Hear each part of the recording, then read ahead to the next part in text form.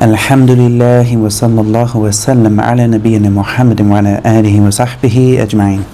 So we last left off and we were talking about laqit, and we talked about what happens when we find someone and what we're supposed to do with them, and making sure that they're taken care of. And we stopped there. And the next thing we're going to do, which is the last chapter in the mu'amalat, is the al-wadiyah. This is the chapter on wadiyah. And wadiyah, linguistically, it comes from like the thing that is set in another place. So like ida is like awda'ahu, and so like the thing that is alladhi awda'ahu wadiyah. So this is the thing that is like set with someone else. So basically the concept of it is you have something you need to keep in safekeeping. You give it to someone else to hold it for you in safekeeping. You're like, here, hold this for me. And so you are the one getting the benefit by giving it to this other person, and this other person is entrusted, keyword, entrusted, with what you have given him. So this is what is called a wadiyah. Sometimes this can happen in a lot of different ways. Maybe someone wants to store something with you. Maybe someone has a bit of money or gold or valuables that they don't want on their hand. They want it somewhere else. Maybe they're going on a trip. They want to leave some stuff with someone who's trustworthy. So this is what is called, the thing that is left with that person is called wadiyah. And the person who leaves it, he's called, the person who gives it to the person, he is called a mudi'. So that's mudi' min awda' yudi'u.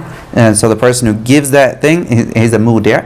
And the person that's given to is the muda'. Alright?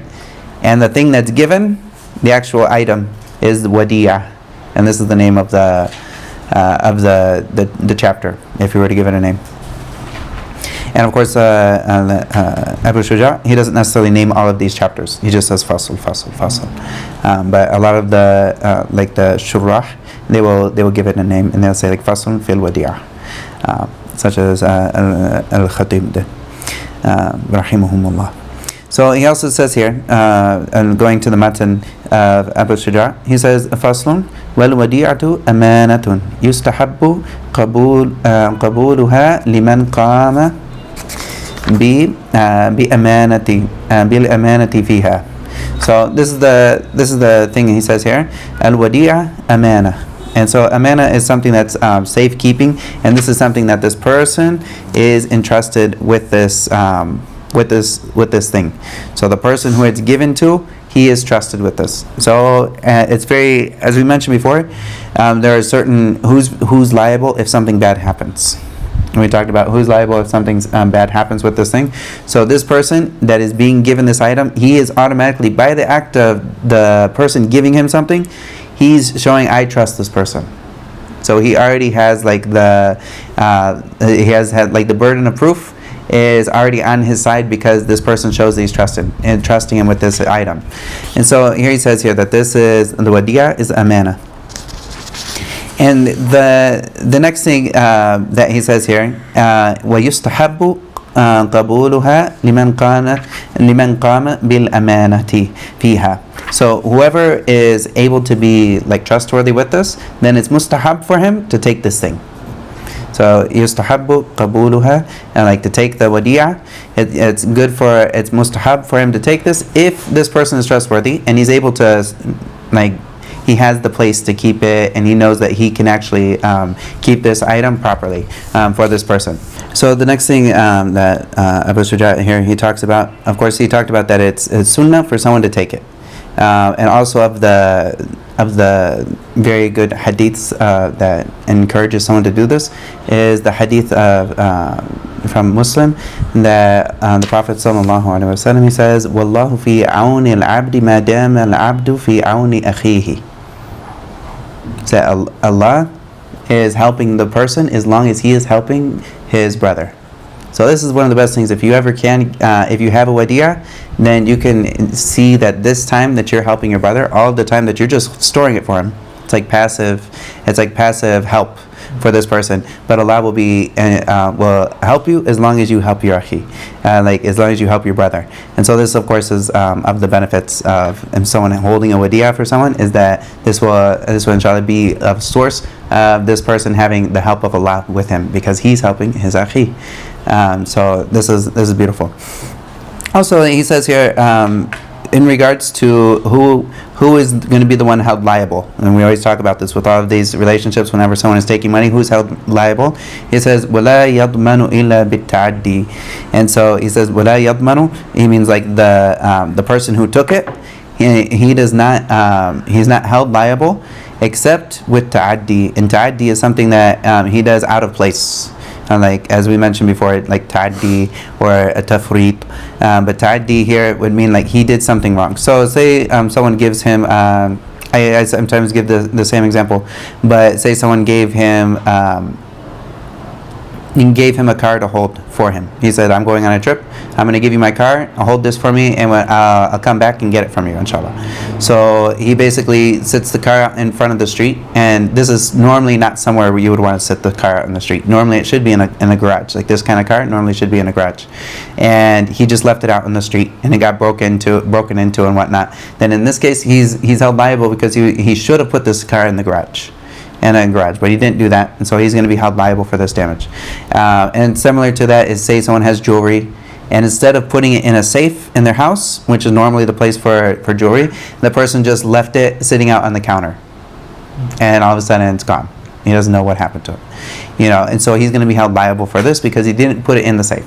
And also, if the person specifies a place, then he puts it where it's specified. Like maybe this person says, I want you to make sure that's in this type of place, and he puts it in something other than that, then in this case he's going to be held liable for any damages that happen of this. And also, he's not supposed to use this item as well. This is not an item for him to use, but rather it's something that's supposed to be safe, like for safekeeping. He shouldn't ever use this because this is also a form of ta'addi in this case. Of course, if the person gives like a special permission, this is something else that you would look into. But in general, this person should not use the item that is given to him for safekeeping. So if someone gives him a computer, hold my computer and keep it safe. He shouldn't be surfing the web on it or doing anything on it. He keeps it safe, and that's it. And so the next thing he also says here is he says وَقَوْلُ الْمُودَعِ مَقْبُولٌ فِي رَدِّهَا عَلَى الْمُودِعِ. As I mentioned, the muda' is the person that received the item, and the muda' is the person who gives it. All right, and so he says وَقَوْلُ الْمُودَعِ مَقْبُولٌ فِي رَدِّهَا عَلَى الْمُودِعِ. So basically, when he says qawluhu, what he means here is that if there's a problem, say the person goes to the qadi, the person who gave his item to someone else, he goes to the qadi and said, this guy didn't give it back to me. The qadi is going to look at this guy and say, you gave him the item, right? He says, I gave him to the item, and the guy says, I gave him back his item. And the fact that this person gave him his item shows that he trusts him. So that is already, for him to, he trusts him so much that this person is in a state of trust, and he would have given him back the item if he is already entrusted with this. So he's the one who is trusted in here. All he has to do is yahlif, like he'll swear by Allah that I gave it back, and then there's nothing else that can be upon him. Like, of course, he doesn't lie, but if there is a discrepancy, the al-qawlu al-muda'. Like this is the muda' is the person who is believed. The person who is given the item, he is the one who is automatically in the state of trust. So he is the one, if there's any discrepancy, he's going to be believed first and foremost. If there's that discrepancy. So this is where he puts it here. And this person, maqbul, qawluhu maqbul. It's accepted. What he says is accepted in regards to returning fi raddiha ala al-mudi' to the person who gave it to him. And then he also says, wa alayhi, meaning like on the person, and yahfadha, the person, the muda', wa alayhi an yahfadhaha fi hirzi mithliha. So he needs to protect this, and he says he needs to protect the wadi'ah in fi hirz. Hirz is a safe place. It's something that's safe. Normally they'll talk about hirz with it, which is meaning like either if it's a safe, and it's always dependent on the item. So if it's jewelry, then it's a safe, and if it's like clothes, maybe it's in a locked closet or somewhere that's safe that no one's going to break into it. Or if it's a car, it's in a garage. Depending on, we look at the order for this, but in general, this always needs to be in a safe place. And he says fi hirzi mitliha. What he means by this is something like this thing would normally be stored in this place.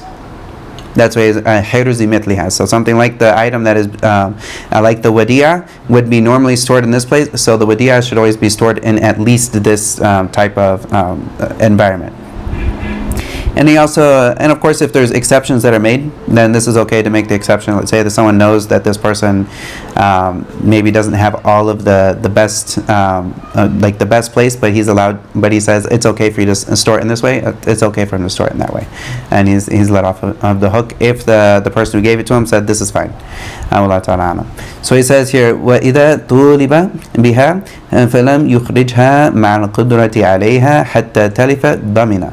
So either he says if he is tuliba, which means he's asked biha, if he's asked to give the wadi'ah, and falam yukhrijha, and he doesn't give it to him ma'al qudra alayha, so while he's able to give it to him and he doesn't give it to him, hatta talifa, and all of this until a time when this item gets destroyed, or it gets destroyed, let's say destroyed here, damina, and that's damina is the jawab either tuliba damina, and so that's the damina is the jawab of either, and the jawab of shart. And so here he says, so if this person is asked to do this, asked to give him the item, and he is able to give him the item, and he doesn't give him the item when he's asked to do this, and then the item is destroyed after that, he is the one who is held liable at this point. Before that, he wasn't held liable if something happened, but if after he was asked to give it to him, then something happened and this item has been destroyed, in this case he's held liable because this is after the time that he's able to give him back his item. Of course, he says with the ability to give him back his item, which is as opposed to someone who can't give him this item. Say someone is out of like they haven't got home yet. Maybe the person said to get this and he hasn't got home yet. He's coming back home to open up the safe, and before he got home to get open the safe, it already got broken into and stolen. Say something like that. But if he had the ability to give it back to him and he delayed it, in this case he's the one who's held liable, damin. So he is the person who has the liability upon him until he gives it back to him. And so this is the chapter of Wadi'ah, and of course this is the last chapter of the Mu'amalat that we're going to go into, inshallah, and that is covered in this book. Any questions over that, and before we move on? Is the environment taken into account? Like today, a lot of people would swear by Allah and lie, and that would be it's a relatively normal thing nowadays. Yeah, but it's the same thing. They would swear in front of a judge, and they would usually we'll talk about it in the swearing. But when someone does the swearing in front of a judge, they need to do it it's mustahab for them to do it in a place such as masjid, or if they're around the Kaaba, in front of the Kaaba, or any place that is really is severe, to make sure. And of course, the person, even if they are lying about this, we are encompassed to hold on to this halif. Even if people do lie about the halif, okay, people lie about this, and this is something that's going to be between him and Allah, and we as Muslims are expected to accept when somebody does halif on something. If this is the ruling and they got it with a halif, we're expected to accept it. Yeah, even though there could be circumstances, of course, where people they take halif very, very lightly, and this is lack of adab with Allah and whatnot. Allah musta'an. Any other questions? All right. Yeah. All right. So the next thing that we're going to go into is a whole nother section in totality, and this is the Kitab al-Fara'id wal Wasaya. And so al-fara'id is the plural of farida, and the farida is normally talking about mirath or inheritance. And so this is what is often called as fara'id. And fara'id in and of itself, it is a ilm, like mustaqil. Like this is the ilm all by itself that would have its own classes for going into studying fara'id by itself. But of course this comes up in the middles of the books of fiqh, and we'll go over it in general, but we're not going to necessarily have time to go into all of the details of it and what happens in this situation. We'll go over it and who gets what in a general circumstance, and we'll also talk about the basis of it and whatnot. And of course, for someone who is wanting to learn the mirath, one of the best things that they can do is memorize Yusikumullahu fi awladikum. These two ayat at the beginning of Nisa, and then they would learn the last ayat of Surah An-Nisa. And if they understand these well, it will put it all together for the most part. There's a couple things that they have to learn the tafsir for this. Of course, they need to learn the tafsir for it to know who is the like the ikhwa and whatnot. But if they take these two ayat together and they understand them well, this is like the key to opening up most all of the fara'id. And this is very, very important for someone to learn these. It's 3 ayat, but it's like the 2 are right next to each other, the 2 long ayat in the beginning of Surah An-Nisa, from the beginning of Yusikumullahu fi awladikum to the end of Inna Allah kana aliman hakiman, which is the ayat after that. And then also Yastaftunaka in qulillahu yuftikum fil kalala. And so if you learn these 2 ayat, this will basically hold together pretty much everything that you need to know for this. And he's going to talk about the author here. He's going to talk about the fara'id in general here. And this is of course something that takes practice for someone to actually get it. It's something that would be practiced.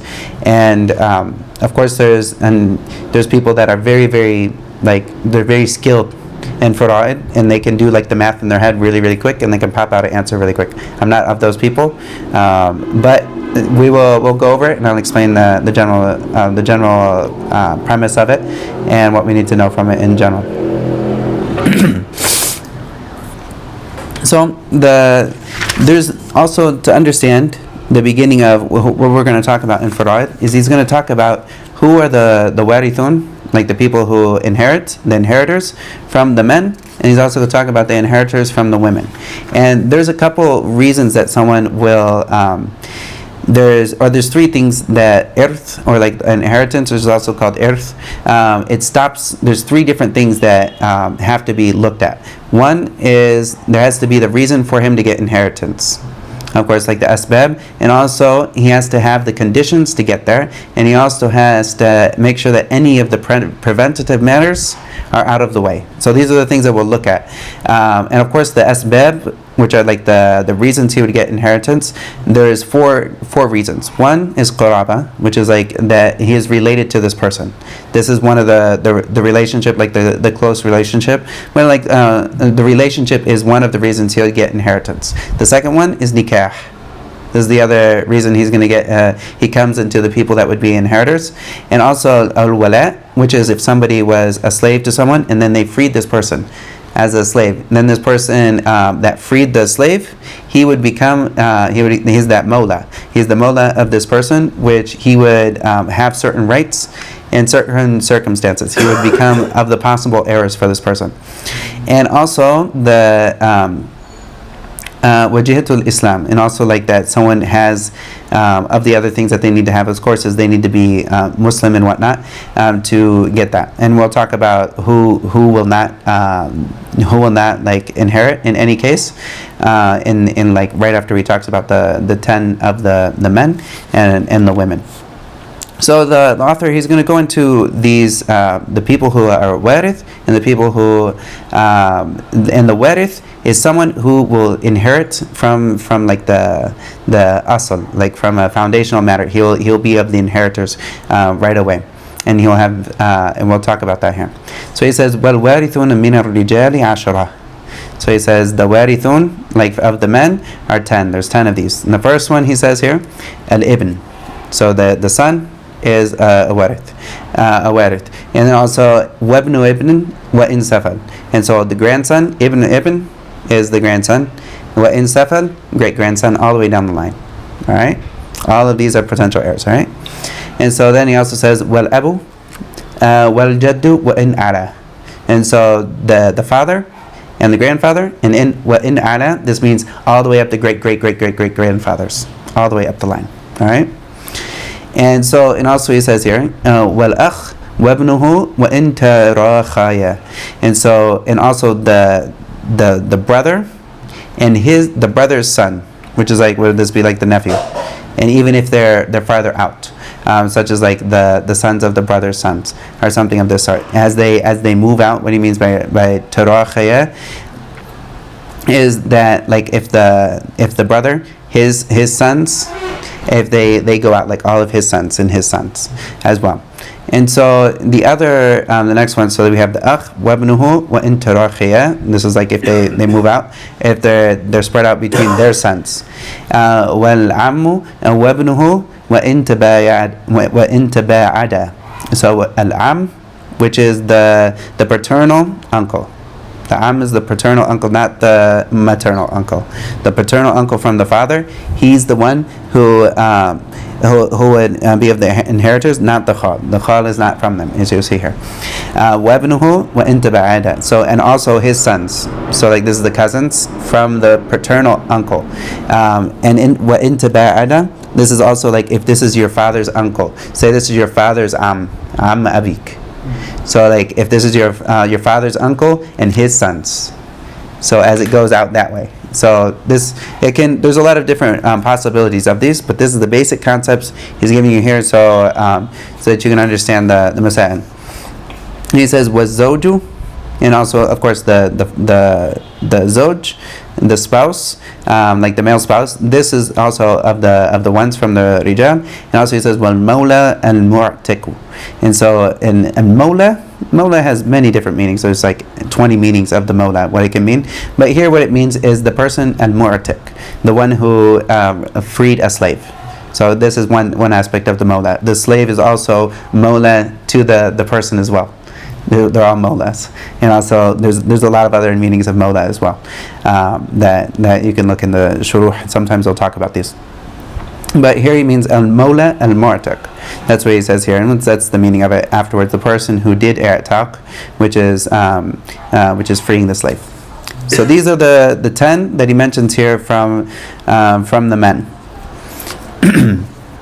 And so then he's going to go over to the women. And he's going to look at who are the women that are going to inherit. He says here, وَالْوَارِثَاتُ مِنَ النِّسَاءِ سَبْعٌ. So he says there's seven warithat from the women. And so the first thing he says here, al-bint.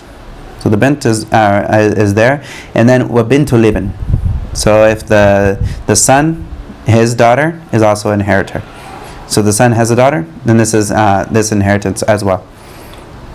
Wal and also the mother. Wal jaddatu wa in alat. In the this is the grandma, and even as it goes up, like all the grandmas that go up from the line of the And this would also be like the mother of the father and the mother of the mother. They would go up as well. But the mother of the father of the mother.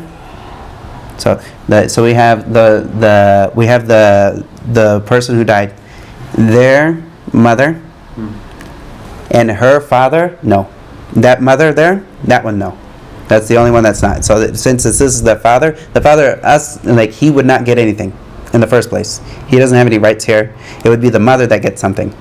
So the mother would get something, but he doesn't get it, and so the grandma that comes from his side, that great grandma doesn't get anything. So this is the only exception here. I mentioned the exception here just so you know that it comes. She's not from it.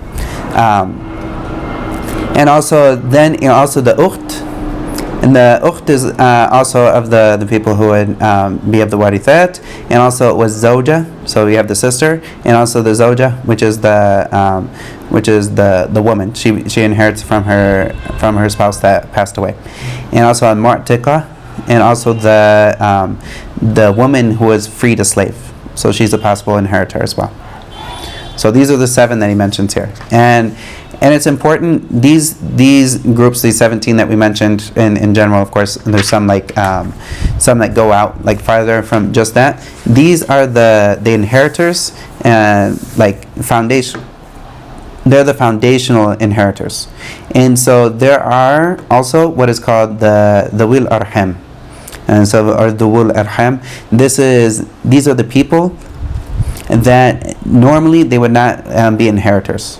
And they're like every single person that is related, but they're not from the people that have a set fard for them, like a set lot for them, and they're not asaba. And asaba is like someone who is connected, as we'll talk about this in just a little bit. But they're not from this category and they're not from this category. They normally would not get anything. And the madhab of Shafi'i is that they would not get anything if the Bayt al-Mal is working. And so Bayt al-Mal is that it's something that is not working right now. Like we don't have a Bayt al-Mal. This is the institution that would be set up by the Khalifa, and that would get the money of the Muslims and make sure that certain things would get out to people. As we talked about before, like someone who was a child that was found, he would be provided for it from the Bayt al-Mal. And so this is kind of like that place of where you'd have like wealth that comes to the general population of the Muslimin. And in the Shafi'i madhab, if this Bayt al-Mal is here, anyone who doesn't come into the categories that are mentioned from the fard and also of like the asaba, then in this case, that money goes to the Bayt al-Mal. This is the Shafi'i opinion. But since we don't have it, then it would go to the Wil Arham. And the Wil Arham is like the next closest. People that normally would not get the inheritance, if we don't have anyone else to give it to, then they would get it. So this opens up the door a bit, and this is like the Hanabila. They actually go. They don't even take the Bayt al-Mal into account. They actually go straight into the Wil Arham. And so there's a slight difference between us and them. But this is like in this day and age, we could take the Hanabila. We could take like their fiqh and use it because it's the same, because we don't have a Bayt al-Mal.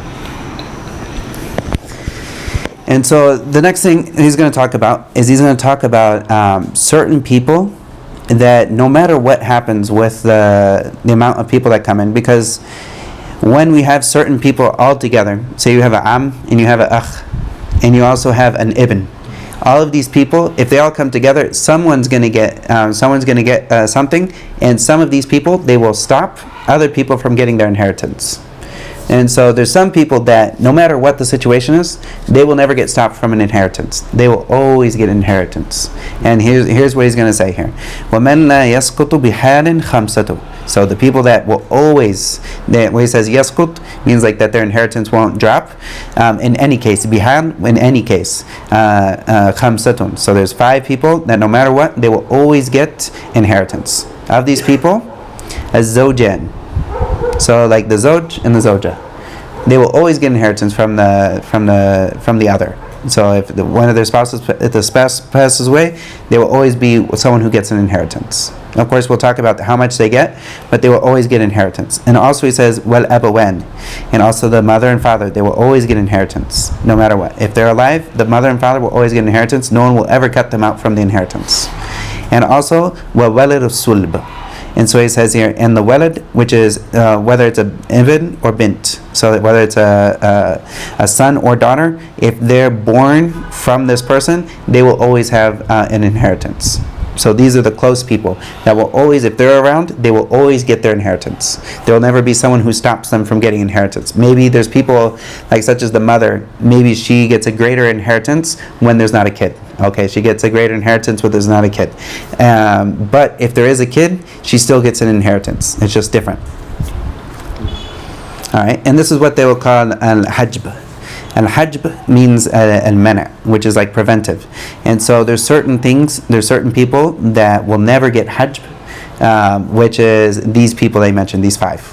And he's going to talk about some of the other things that would stop people from that. And so he's going to mention the opposite now. He's going to say, وَمَنْ لَا يَرِثُ بِحَالٍ سَبْعَةٍ. So the people who will never inherit whatsoever, there's 7 of these people. And the first 4 that he's going to mention, they all have one thing in common. They're all slaves. And so we can put this on to one category. We can just say al-abd. But he says here, al-abd wal-mudabbar. And so the abd, of course, he's owned. He can't necessarily get any money because he's an abd. He doesn't get money. He's owned. He is money. So he's not going to get money. And mudabbar is the person, we'll talk about this at the very end of the book, but this is the person that is set free. He is set free on his owner's death. His owner said, when I die, you're free. This is the mudabbar. And the owner is the mudabbir. And this is the ism fa'il is mudabbir, that's the owner, and the mudabbar is the ism maf'ul, from tadbir baddara, which is like on his death, he's going to be set free. So on his death, he's going to be set free. But when he died, when his owner died, he was still a slave. He didn't become he doesn't get the inheritance because he was not actually free when the actual sabab, when the time of inheritance comes, he was actually a slave, and then he became free right after it. So he doesn't get in on he's not like a mawla or anything. So he will never get any. He will not get that. And this, he falls into the abd. In essence, he falls into the abd. And also umul walad. Umul walad is like, if you say the mother of the baby. And so like the mother of the baby or the child, which is this is another type of like a slave. This is the slave woman that gave birth. They gave birth to a child, whether it was a stillbirth and whatnot. As long as it was a child, and you could see like this was like a human child that she gave birth to. In this case, she has certain rights. And we'll talk about it at the end. But she has certain rights. She can never be sold to someone else. Once she has this, she can't be sold anymore. She's promised upon his death. She's promised her freedom. This is of the beauties of Islam, of course, like the rights of the woman. If she was ever in the relationship with her owner, then at the end, when her owner passed away, her freedom is assured for her, which is beautiful. And so she can't be sold because of this tie of this. She can't be sold. She can be used and put to use and everything as a slave. She's still a slave, but she can't be sold, and she can't be. There's other things that she can't necessarily be put out at risk for, and so she's locked into this agreement where she gets her freedom on his death. And so then the next thing is al-mukatab, and he's also a slave as well. So the mukatab, we'll talk about this at the end as well. He's the one who is working for his freedom. Him and his master came to an agreement. Every month, he's going to pay a certain amount of money. He's going to pay a certain amount of money to work for his freedom. And once he has accomplished his monthly payments, which is set out in a couple of months, when he pays the agreement that he has made, then he is assured his freedom. But if he dies before this and he's still a mukatab, in this case, he would not be eligible to take the inheritance because he's still a slave. And so the slave, even though like he has other like abilities to gain money and to work to earn his freedom, he has that ability, but he can't necessarily get get inheritance because he's still technically a slave. And so the last three here that he's going to mention here. So the first four, they were all slaves. And we can put that in one category. And then the last three is wal qatil, the person who kills the person. He never inherits whatsoever. So and this is of course it stops people. It stops people from the wanting to kill someone for their inheritance. If this person is the reason that this person died, then even if it's the Shafi'i madhab, even if this person has the right for him, say this person, say there's like qisas or something that happens, and he calls for this person's death, he can't inherit from him because he called for this person's death, even though he's not murdering him per se. But he's still the person who is pushing him to his death. No. Or he accidentally killed him. No, he doesn't get it. Say he accidentally ran over him with a car. He didn't mean it. Okay, he didn't mean it, but you're the cause of it, you're not getting it. Alright, so this way he says qatil, it doesn't just mean it doesn't just mean murderer.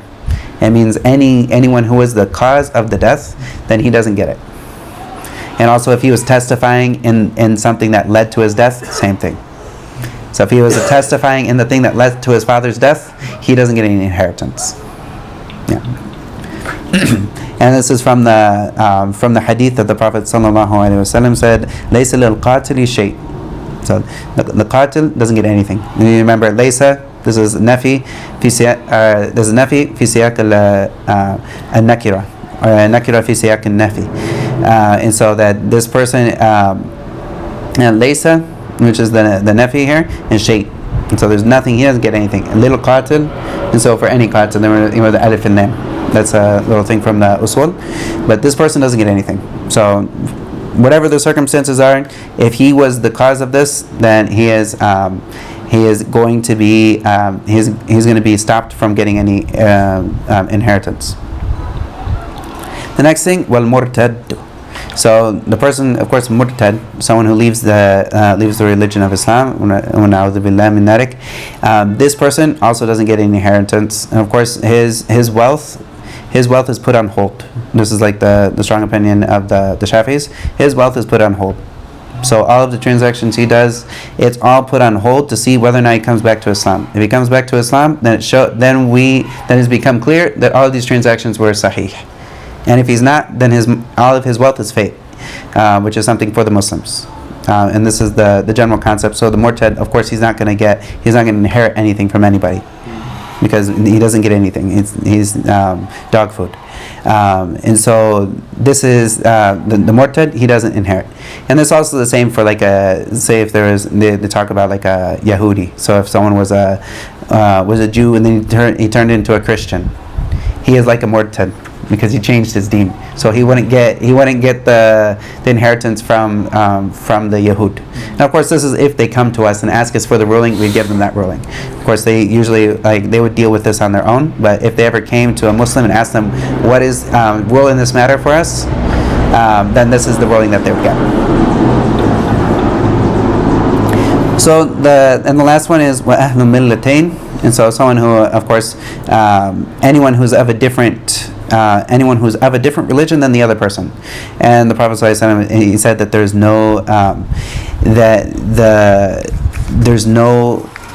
the kafir doesn't inherit from the Muslim. The Muslim doesn't inherit from the kafir. So if when the person died, this person is he's of a different religion than this person, he's not going to inherit it from them. So say someone has a Muslim mother that became Muslim, and this person is like Christian, whatever. He is not going to get any inheritance from her. That's not okay. And the same thing if it was the opposite. Say the son became Muslim, and the mother is still Christian. Then he dies, she doesn't get any inheritance. Or any difference in that, it's always going to be none of them inherit from each other. It's also yusikumullah fi awladikum.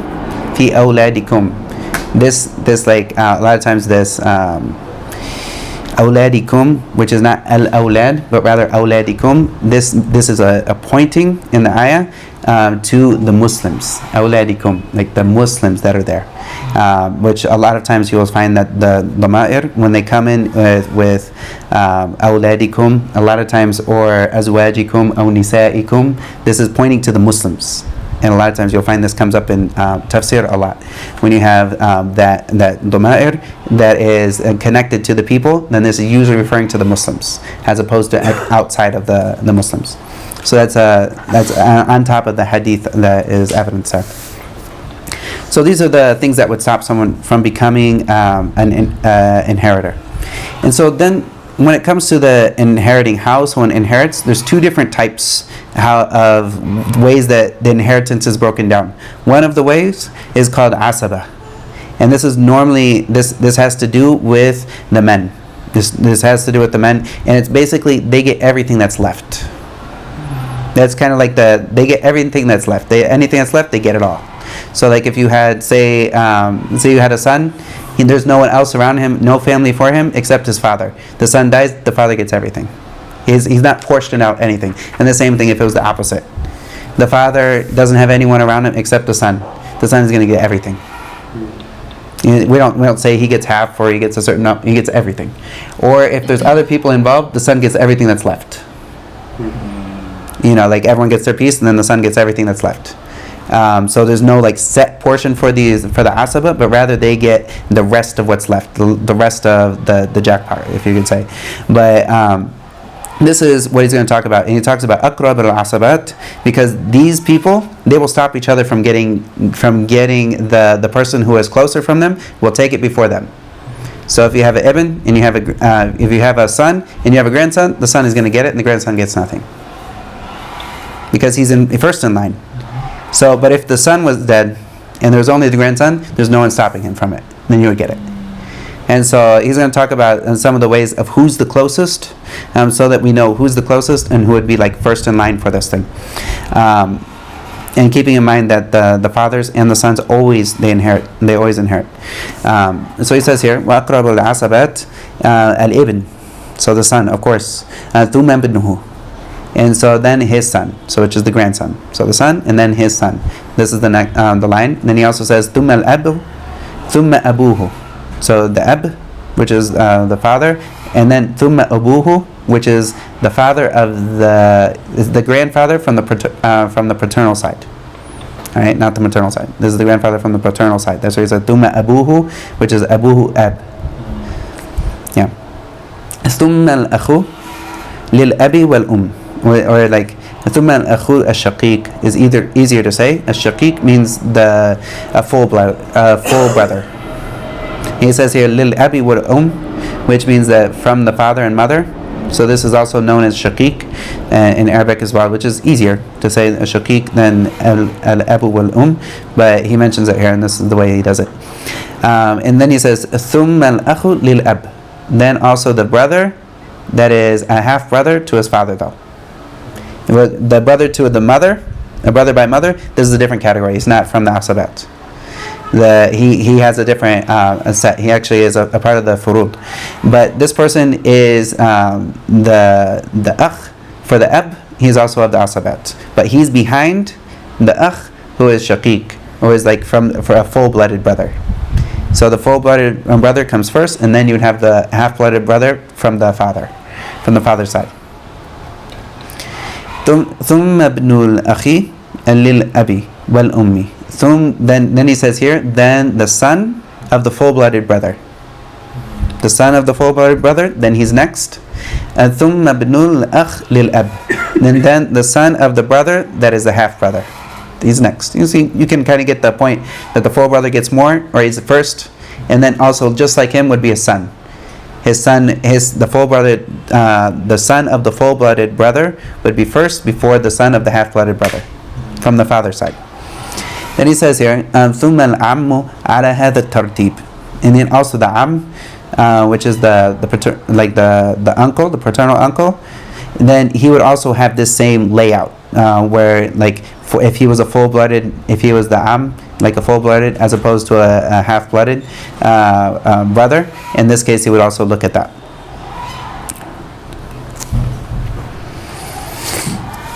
So like so you'd have like the am shaqiq, he would be put forward before the am lil ab. So if this am was a full-blooded, he was like a full-blooded uncle from the same like his parents were the same as the father, then in this case he would have priority over one that only had the same father. Same thing as it would go through that.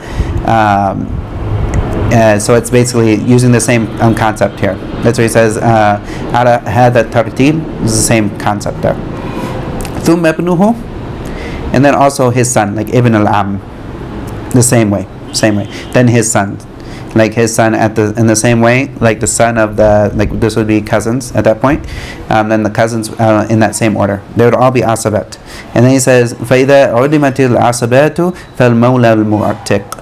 So, and if there's no asabat, all of these people, none of them are there, then the mawla al-mu'tiq, the man who freed this slave, then in this case he would be the person that would come. That's without any of the other asabat, then he would come in at the end. So he has privileges, but they come in after all of the other people that are related to him. And so this is the asabat, and so they're the ones that they're not necessarily given a portion; they're given everything that's left. They're given like the what's left, what's last left, and so.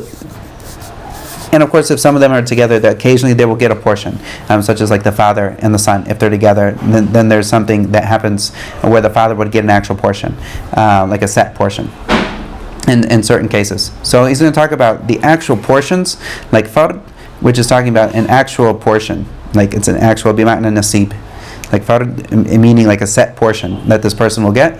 We're going to talk about this in this next chapter here. He says, "Fasl, wal furudu fi kitabillahi ta'ala sitta." So he says, and the furud, which is the jama' or plural of fard, in the Quran there's 6 of these that are mentioned: an-nisf, al-rubu', with thuman. So you think about the nisf and half of that, a half, and half of the half, and half of that, like half of the quarter. So if you break it up in that way, that's the first three that you have. You can set this aside. Then the other side is going to be talking about thuluth. At thuluthen, thuluth was sudus. So you have the which is the 2/3, or half of that, or half of that. 2/3, or half of 2/3, 1/3. Half of 1/3, 1/6.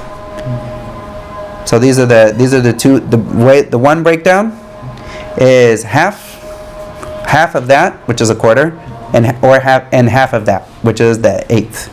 So that's the one breakdown, and then the other one is 2/3 or half of that, which is 1/3, or half of that, which is 1/6.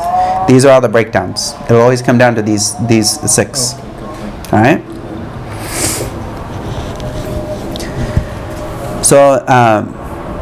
So he's going to talk about each one of these people, which ones, what they will get, and going first from the nisf, going from the nisf, then he'll go to the rubu', then he'll go to the thuman. Then he's going to go. This is going from the half, the quarter, and then the eighth. Who are the people that get these?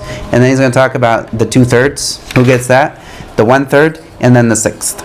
He's going to talk about that. All right. These ultimately they take a bit of memorization. Like ultimately, for someone to have this, they have to memorize it, and it's not just something you read and you have it.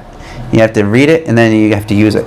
And Sheikh Ahmed Makrami, he said in this matter, if you want to know how to do mirath, then you need to pretend that two of your closest people that are around you died. Like kill yourself and then and then split up your mirath, and then do someone else really close to you and split up their mirath. Like this is important. Like you get someone like a family member, like kill them and metaphorically, and then divvy up their mirath, and then this will actually make you think about it, and it will actually get you, it'll get you into it.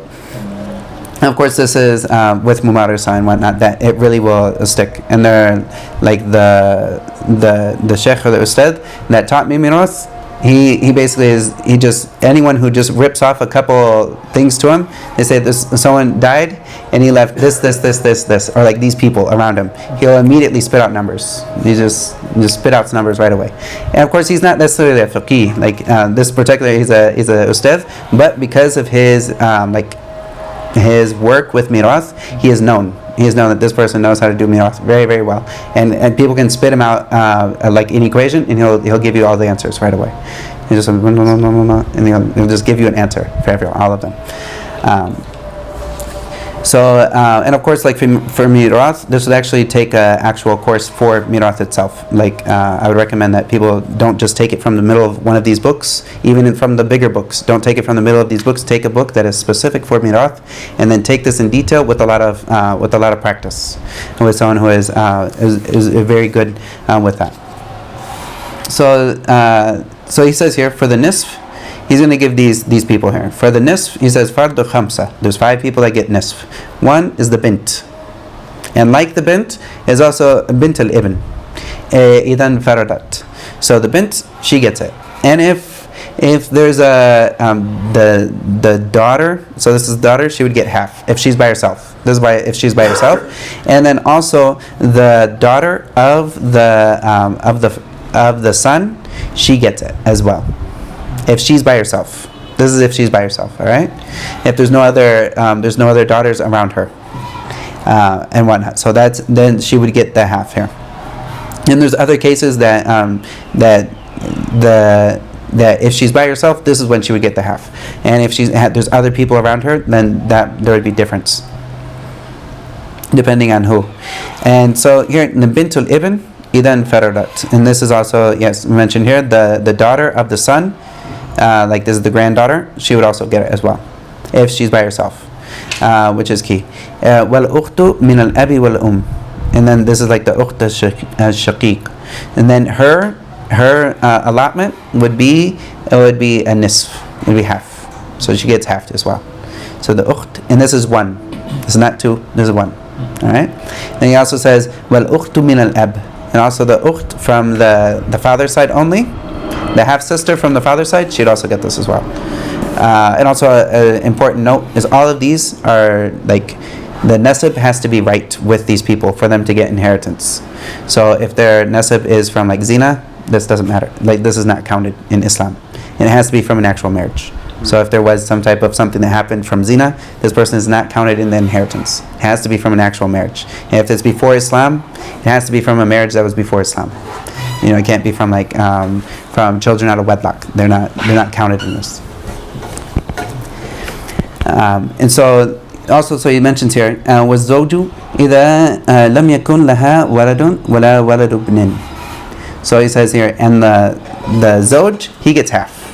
So the spouse, he gets half, with the condition, إِذَا لَمْ يَكُنْ لَهَا وَلَدٌ وَلَا وَلَدُ ابْنٍ.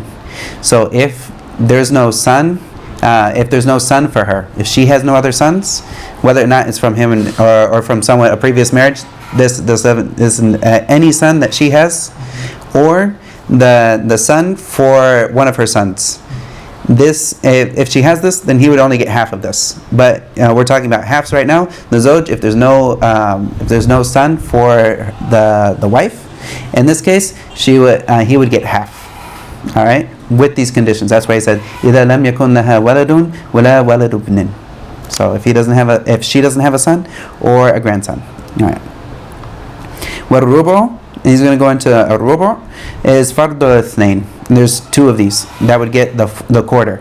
And a zawj ma'al walad. So we just talked about the zawj. If there were no sons for the wife, and if there was a son for the wife, then he gets a quarter.